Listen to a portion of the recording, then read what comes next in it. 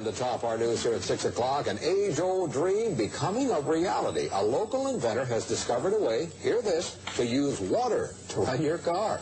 It's a major breakthrough that will no doubt make motorists happy. And as Ralph Robinson explains, the Pentagon is also showing lots of interest in this project. Water has always been considered a precious commodity, but Stan Meyer's invention may make it even more valuable. He has developed what's called a water fuel cell. It has taken the place of his old gas tank. The water fuel cell breaks down water molecules into oxygen and hydrogen. The hydrogen is used to run his dune buggy. I don't care if you use rainwater, well water, city water, ocean water.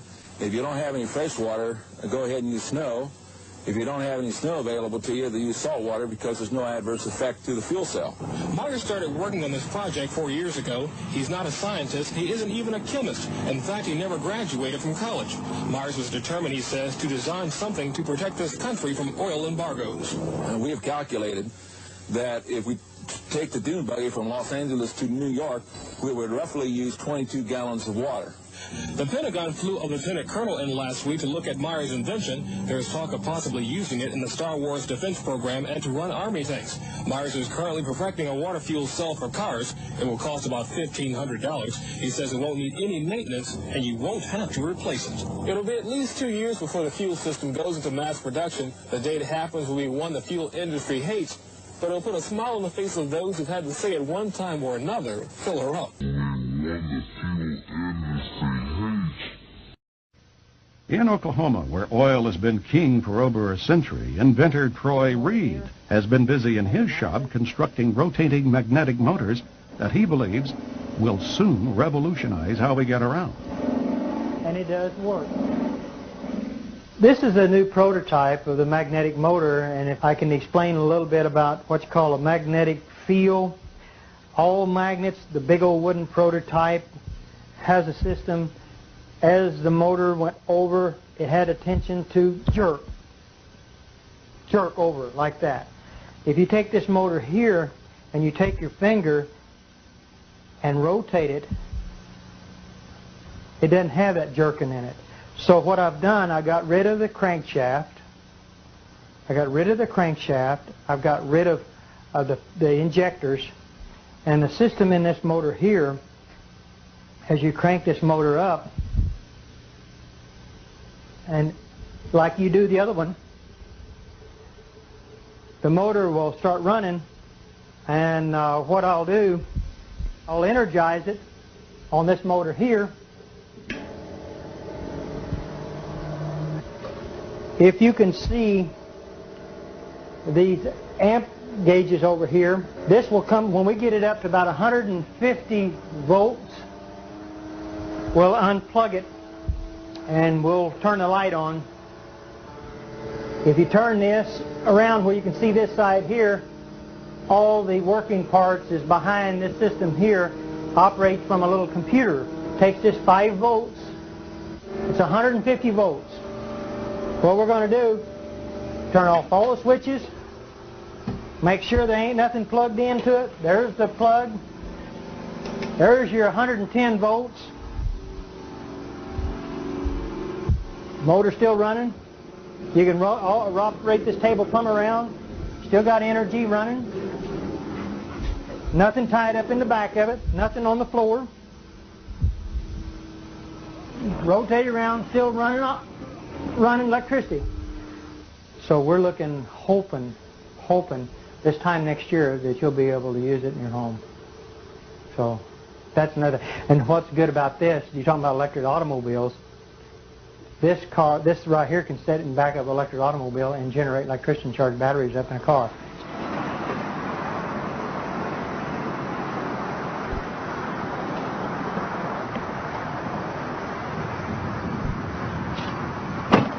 Beautiful automobile. You can drive it anywhere you want to.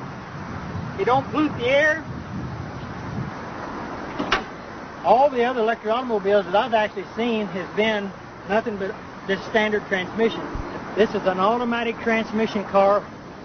There's not a whole lot of what you call junk, I would call, under cars. I've seen a lot of electric cars that had a lot of stuff in it. The only thing that this has a battery to run the radio, the blower. We've got 2 safety switches over here that can be mounted into an enclosed system, but we did this where you could see, where people can see this car with the technology. It's a safety switch system. This is a controller box, a Curtis control box. It cuts the amperage down. So with the amperage, here's what's real good about electric automobiles.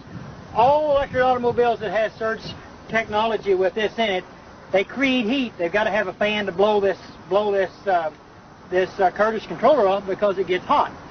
We don't want that to get hot. We want to stay that cold, because once it stays cold, you save on all the computer chips that's in this controller. So that means you can go farther, longer, and you won't have no problems.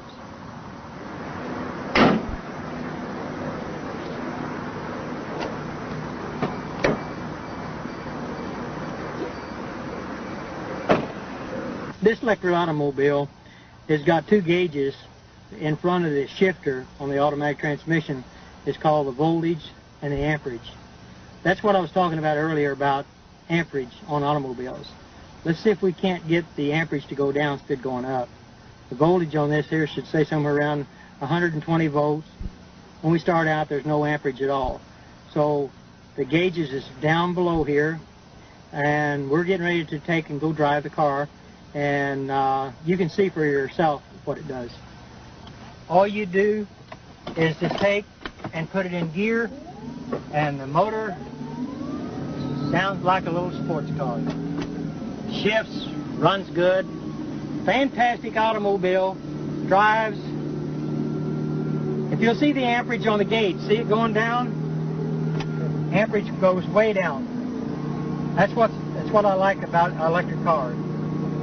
If you floorboard the car, the most it will do would just be about maybe 100 amps. And that's what we want to do, is to keep the amperage down on an electric car. So it'll go anywhere really anybody wants to go. If you want to take a trip, you don't have to worry about it going to go plug it in the house, because it's called the surge technology.